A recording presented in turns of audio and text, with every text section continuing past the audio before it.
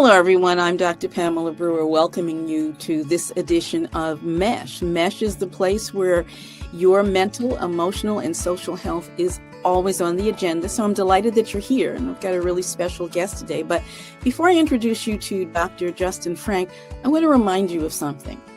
I would like for you to remember that trying to read somebody else's mind or expecting somebody else to read your mind is never a good idea. And it's always going to take you down a really unpleasant path. So what's the cure to mind reading? Don't try it. Ask questions. And I'm going to now talk to a young man who asks questions and listens for a living. Dr. Justin A. Frank, psychoanalyst in private practice and author of several books, the most recent one, Trump on the Couch. Dr. Frank, welcome to M.E.S.H. Thank you. It's good to be here. Well, Dr. Frank, you have been described, you graduated from Harvard. You did your, I think, residency in Harvard. You have gotten several awards. You are acclaimed the world over. I think there might be some people who would accuse you of being among the intellectual elite. That's a dirty word these days. Yeah. It's driven by envy. Fair Although enough. I don't know that there's that much to envy, but it's what's called the defensive use of contempt. And that people have contempt for other people who make them uncomfortable. And so it's a way of protecting yourself from thinking and also from vulnerability. And a lot of people do it. Well, in today's climate, and I do want to talk more about the impact of our political climate on our emotional well-being. But in today's climate, defensiveness, you're calling it defensiveness. Other people may say that they are just telling the truth and that maybe you're just a little bit or maybe a lot too woke. What do you say to that?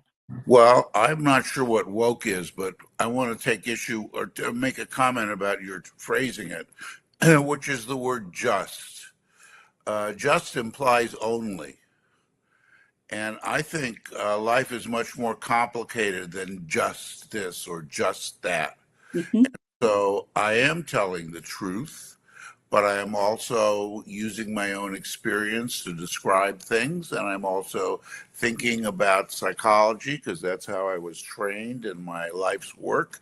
So I've written books about the psychology of presidents based on intense work with everything they've written and said and all of that, applying psychoanalytic thinking. So I don't feel anything is just one thing.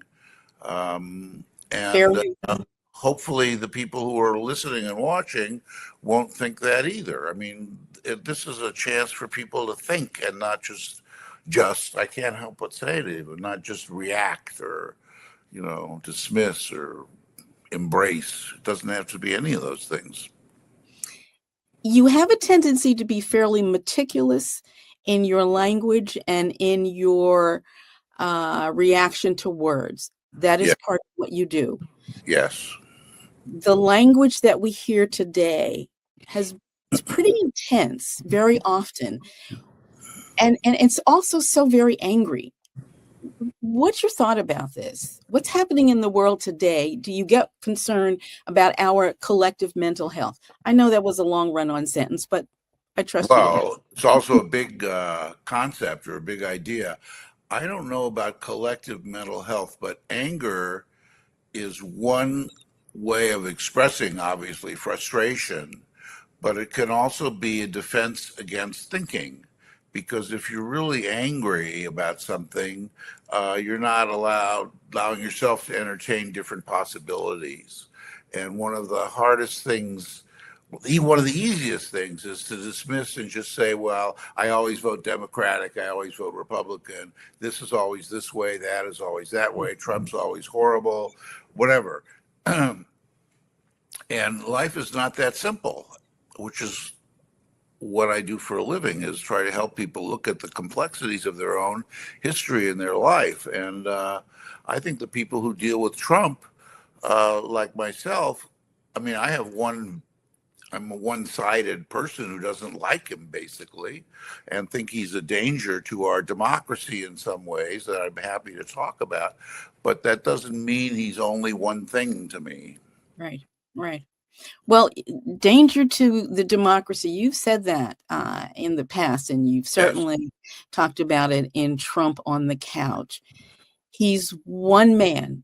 How is it that he is a danger to society? Help us understand that. Well, one of the things about him is that for many people, he's extremely appealing. So he taps into some frustration that exists in lots of us about the way things are, or feeling that there's nothing we can do about it. And we're angry and we don't know what to do with our anger. And it's usually we sit on it or we drink it away or we do whatever we do. But he really has been able to legitimize anger and rage and say, listen, life is not fair, life is not good, and I'm going to change it.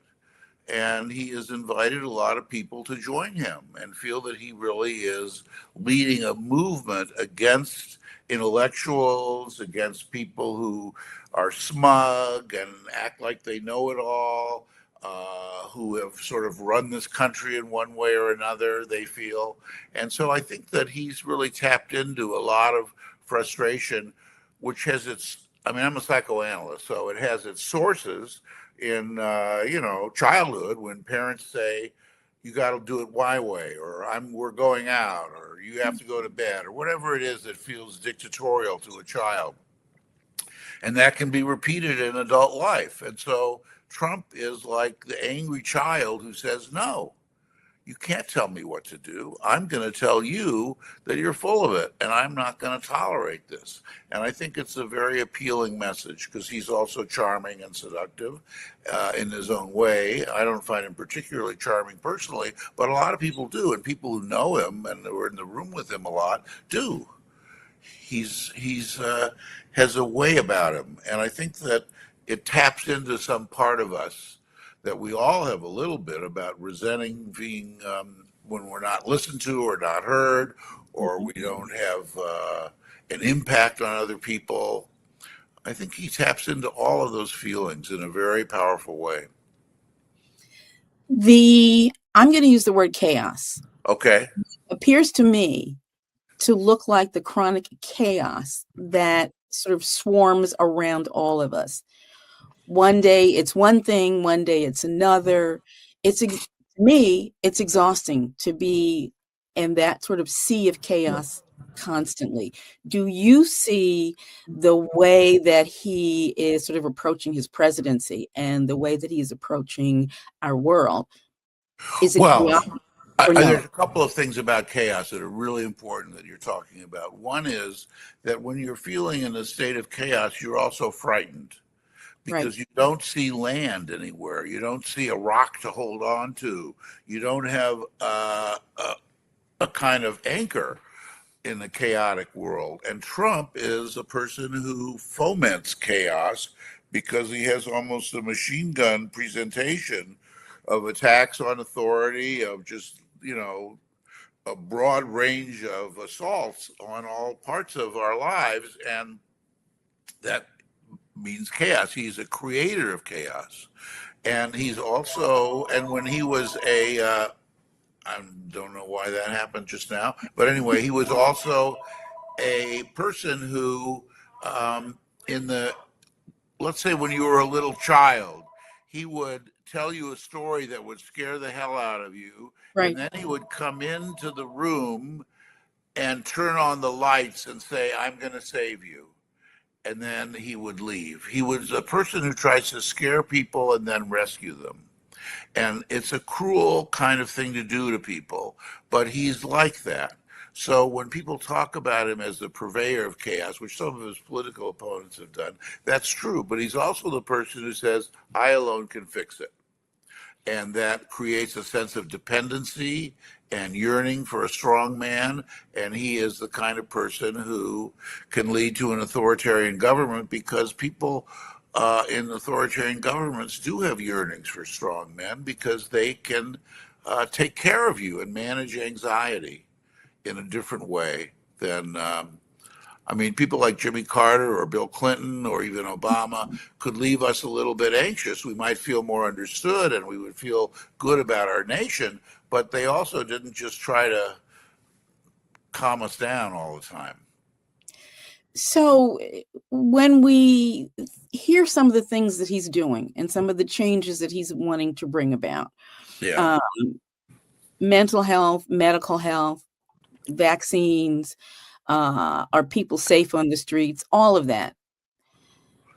How is it, or can you help us understand the numbers of people that seem to support him in that it Because seems to be okay to scare people? yes, it is okay to scare people because he understands that people are scared. It is very much like the father who scares the child with a scary story and then comes back a little bit later when they're screaming and freaking out at night and turning on the light and saying, I'm going to make it better. That's what he does as a way of asserting power. And there are a lot of people who are scared, who are angry, who are not making enough money, who feel neglected or ignored. A lot of working class people feel that way. A lot of minorities feel that way. A lot of people do. And I think that we all had that feeling at times in our lives, just growing up. It's part of being alive.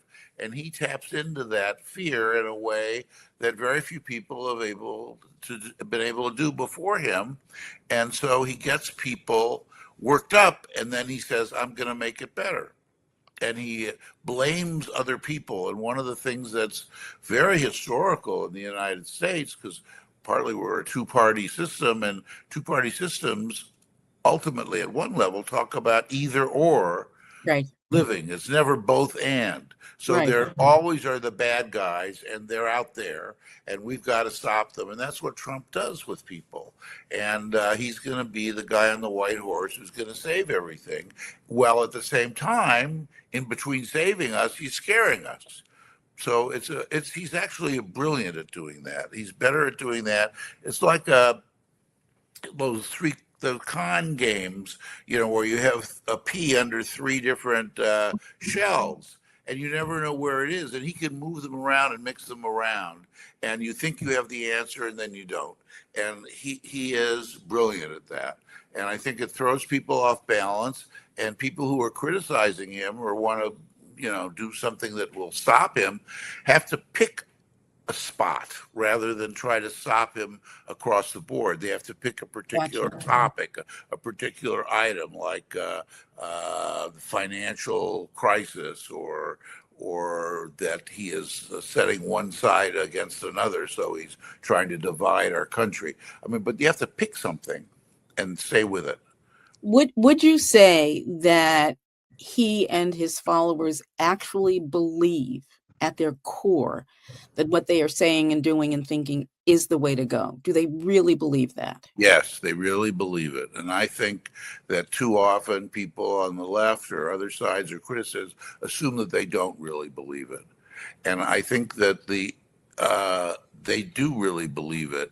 I think the issue is to try to get them or help them separate the concept, not necessarily intellectually, but really intellectually, separate the concept of really from only. And you can really believe something as true, and you can also not necessarily think it's the only truth. Ah, gotcha. But what he does is he wants to make really and only merge into one thing. And it's only the Democrats' fault, or it's only this thing. So really and only become intertwined in a way that's a real difficulty. For the people who experience this administration all day long as stressful, what do you say to them? You can't live like that and live. So what do we need to think about? I think there's more than one way to manage the stress, and I think it's different for different people. So, for instance, some people find the best way to manage it is to turn off the news and not Yes. watch Trump because he makes people crazy and anxious. So a lot of people just stop listening. That's a danger in a democracy because things happen and you don't know how they happened. But for some people, it's a way of managing anxiety. A second way to deal with it is to try to pick one thing out of the many things he says and focus on that one thing to help you orient yourself and organize your own thinking and use it as like he says, all something is bad. And you have to start thinking about that. Well, why is all of something any one thing? And why is it all bad? And why is what he's saying? So he has this ability because we have a leader who doesn't give us what we need, which is the ability both to feel safe, but also pay attention to what's going on and to think and to recognize that as citizens, we don't have to just follow the leader. We can think about what makes sense to us and discuss it with others and pay attention. But what he does is he taps into leadership that people want, which is that they want not to have to think, want not to have to be worried, want to feel safe, and want to feel that there's somebody like daddy at home or mommy at home or some friend or a teacher who knows everything, and you feel safe. You're under an umbrella, like one of those old pictures in the Italian Renaissance of the Virgin Mary who has this big cape, and underneath her cape are these little disciples and everybody, and you feel that she contains them and she loves them. And in a country like ours, and in a country where there's news every day and computers and everything else, it's hard to feel contained and safe. Dr. Frank, let me say a couple of things because we're actually running out of time. Oh. One of the things that you're saying is pick one thing and really focus on that rather than trying to think about, address, understanding the range of things that get thrown at us. Yes. Another thing is to cut down on some of the news that you're watching. Yes. And of course, inherent in that, there's some people who say there's absolutely been an attack on free speech. So maybe that's the thing you focus on. If folks are interested in learning more about what you do and your work and the books that you have written, how can they get information about what you're doing? I'm happy to be actually give you my email and we can discuss it. J.A. Frank MD, that's me, J.A. Frank MD @gmail.com. I'm happy to get questions or comments. The book Trump on the Couch is pretty comprehensive and it's very useful. The people who read it feel very much enriched by it and clearer by it. But there is a way in which I end up by saying that in my work, I try to make a diagnosis. That's what I do as a therapist at times. But for Trump, I can't do it because he is Donald Trump. He has every bits of paranoia, bits of cruelty, bits of vulnerability and fear. He has all kinds of different parts of himself. And so to me, he's sort of a composite of all kinds of different potentially chaotic feelings. And it's hard to deal with him. So you need to pick something to orient yourself. One of the things. Forgive me for interrupting you, but That's okay. 3 seconds away from being out of time. But I got to tell you, just with what the last bit that you just said, something tells me that your emails may start to blow up. So it's fine. It'll be what it is. It's a very generous offer because you know that what you're saying is going to generate a lot of response from a lot of people. Dr. Frank, it is wonderful to have you on. It's delightful to see you. It's been much too long. I know. And folks, I want to thank you for joining us on this edition of M.E.S.H. I'm hoping that you will join me again. I'm here every Wednesday, and every Wednesday I'm talking about issues that are affecting your mental, emotional, and social health. Hopefully, I will see you soon. Take care.